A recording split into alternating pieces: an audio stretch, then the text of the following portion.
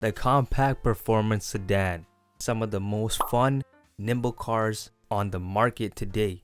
They glide through corners, pack serious power under the hood, and will still haul your groceries on a Sunday evening.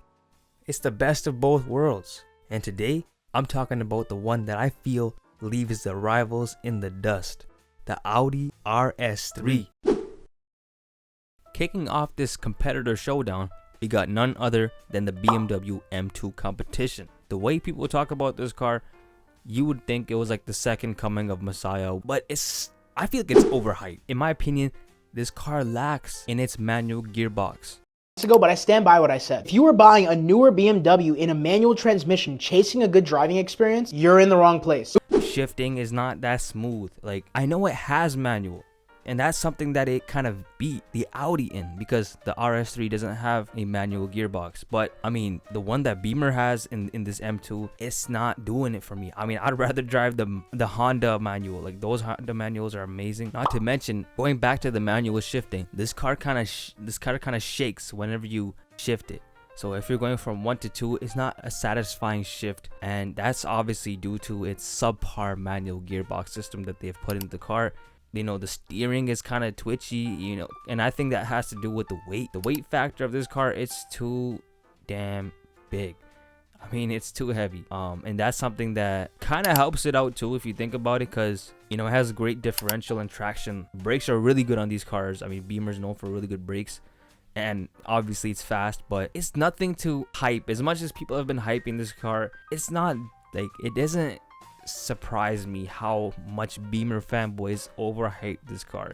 Like, they will take something that's subpar. They're like Apple fanboys, man. They just want to hype their things up. They want to just feel secure in what they have purchased, which, I mean, hey, I don't have a problem with that. But yeah, it's all right. The car's all right. I mean, a car that boasts a powerful engine, 473 horsepower. That is a lot of power. And in a car like the M2, I understand why they would make it heavy, but it kind of takes away from the whole compact performance sedan. It's a small sedan. You're not gonna fit your whole family. Even if you're driving alone, like, you're gonna be driving with all that weight.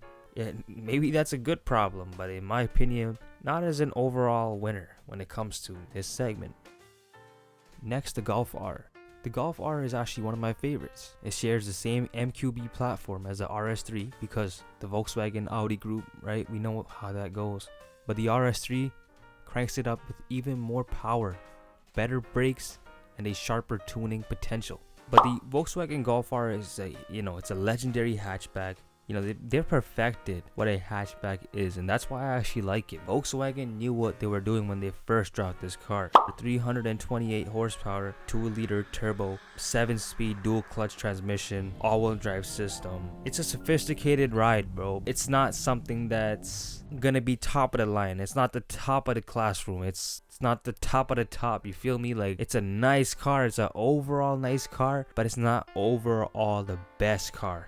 The Civic Type R. We know Honda and how legendary the Civic Type R is. The front-wheel drive king, but it can't match the all-wheel drive presence and superior traction ability that the RS3 has. From a company, honestly, that started off doing front-wheel drive as well. So, of course, it boasts 315 horsepower, you know, a turbo 2-liter 4-cylinder engine, you know, like how the Volkswagen is. And one thing that I actually like about the Hondas is their 6-speed manual. I think it's one of the best manuals, very reliable, and an overall great choice when it comes to compact sedans. I wanted to put it on the list because it has the potential to even break through on this list. So that is something in itself. Finally, the Mercedes-AMG A45 S. I'm not a fan of this car at all.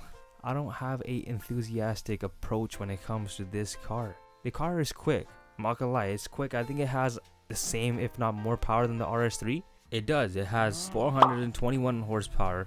It has a pretty good 0 to 60 time of 3.9 seconds. It has a 8-speed dual clutch system, but it's just not something that I would buy. It's just not that it doesn't have that if factor, man. Just look at the car. I feel like just Mercedes just popped this one out. They're like, let me just make this design, and boom, here you go, everyone.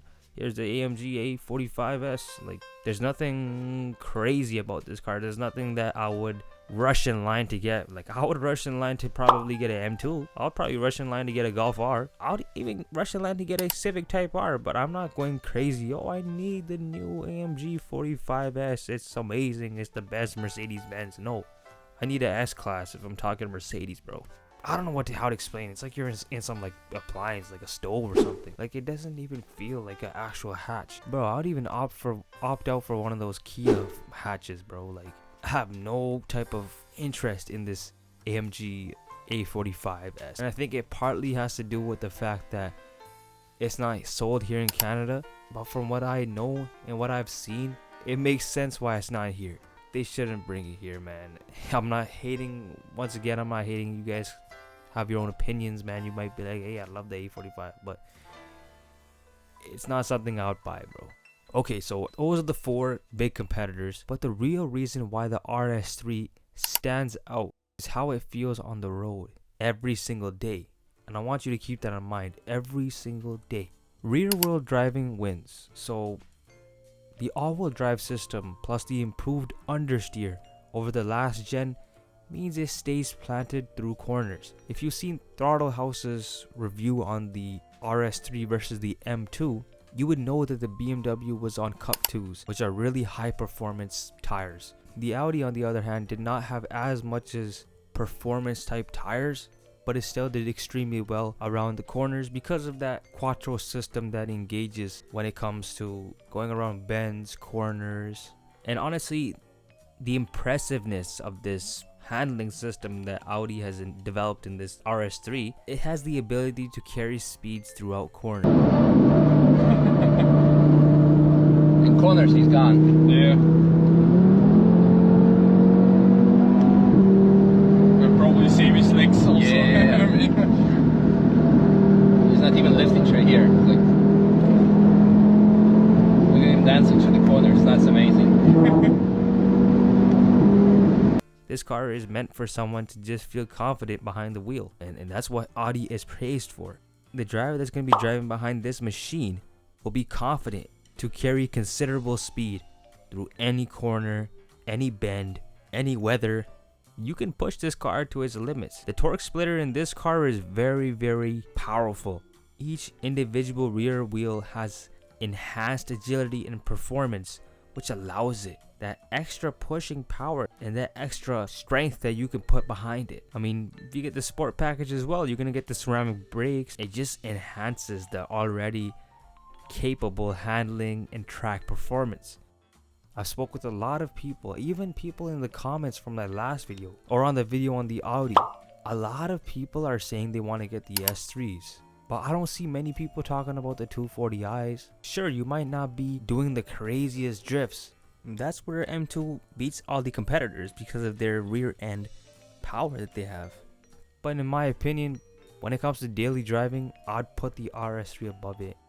I want to make a funny point. If you guys know Car Throttle, Thomas and James, Thomas is actually a BMW head. Like, if you watch his videos, he loves the BMW. But A tiny bit true, and that is, yeah, that's definitely a thing because I do love the M2 competition as well. But if you watch that RS3 versus M2 video that they had dropped, Thomas himself said that he would buy the RS3. Just think about someone that's a BMW guy, and you know how the BMW people are, man. They don't like to shy away from their pridefulness when it comes to BMW. But Thomas himself had the inclination to just praise the RS3. I just wanted to add that in, just showing that the power and the capability of this car. I can't forget to mention the RS3 styling. Aggressive, sharp, and a timeless look that you cannot ever look past.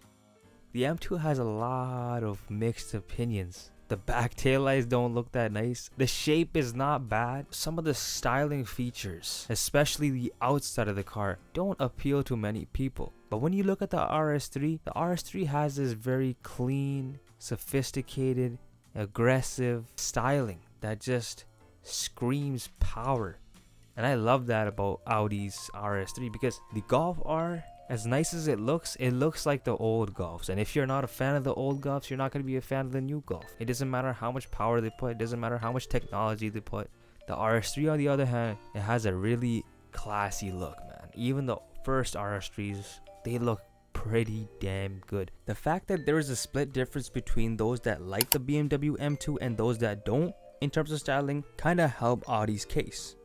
Okay, so I've talked about why the RS3 is the greatest car when it comes to compact performance sedans. I actually have one thing that I would probably want to add, and something I was kind of disappointed in, and that downside is there's no manual option. Now that's a very, very unfortunate thing, especially with that new shifter they're using. It looks pretty crappy, honestly. Alright, final ranking. Now I want to rank all the cars I've talked about. Now I've talked about the Mercedes, the Honda, the Golf, the BMW. Number 1, you already know, the RS3, the all-rounder king. I mean, everything I've talked about: styling, handling, drivability, daily use. This is an all-rounder beast. I would suggest this car to anyone. If you have money to even drop on a used one, buy this car. Second, the Golf R. I mean, it's the sleeper version of the RS3, you know, but it has the same DNA. But obviously, you know, the RS3 has the edge. Like I talked about, the MQB platform, it's powerful. I actually love the Golf Rs. I'm actually a big fan of these cars, but it just doesn't have the same vitality that the Audi has. Number 3, the M2. I like this car. It's fast. It's very fast, honestly. It's beating the Audis. If you guys actually seen the videos, this car beats the Audi RS3 multiple times in rolling races and in off the line. This car actually beats, I think, all of these compact performance sedans, but it's heavier, and it just doesn't have that same styling factor that the RS3 has. And it's a rear wheel drive, bro. I am not buying no rear wheel drive. If this BMW came in an all-wheel drive system, this could have been a different video. But because, I mean, honestly, the Audi, as much as I do like it, a lot of people do not know how to use a lot of power. This BMW M2 is exemplifying that. It's fast, but it's heavier. And, you know, that polarizing look that it has, it's a deal breaker for me, man, honestly. So it's 3. It's not bad. It's number 3. If they change up the look, maybe I'll rank it better. Number 4, the Honda Civic Type R. It's a fun front-wheel drive hero. You know, it's a legendary Honda, but it gets outclassed when it comes to all-wheel drive grip, and it's kind of not. It's not that cheap. I mean, I think this car is be like 5,000-10,000 cheaper than the Audi. So save 5,000-10,000 more and just get the Audi. Number 5, last but not least. I mean, no, not even least. It is least. The AMG A45 S. I just don't like this car, man. It lacks the soul of the RS3. It kind of has that same power and capability of the RS3, but there's something about this Mercedes that I just don't like. If I'm thinking Mercedes, man, give me an S-Class or something. I don't want no A45 S. Like, they don't even sell it in Canada. Alright, jokes aside, that's my list. Now let's see yours. Drop your rankings in the comments and tell me who can actually knock the RS3 off the top spot. Thank you guys for watching. Appreciate you guys always checking in. Let me know what you guys want to see next, and peace out.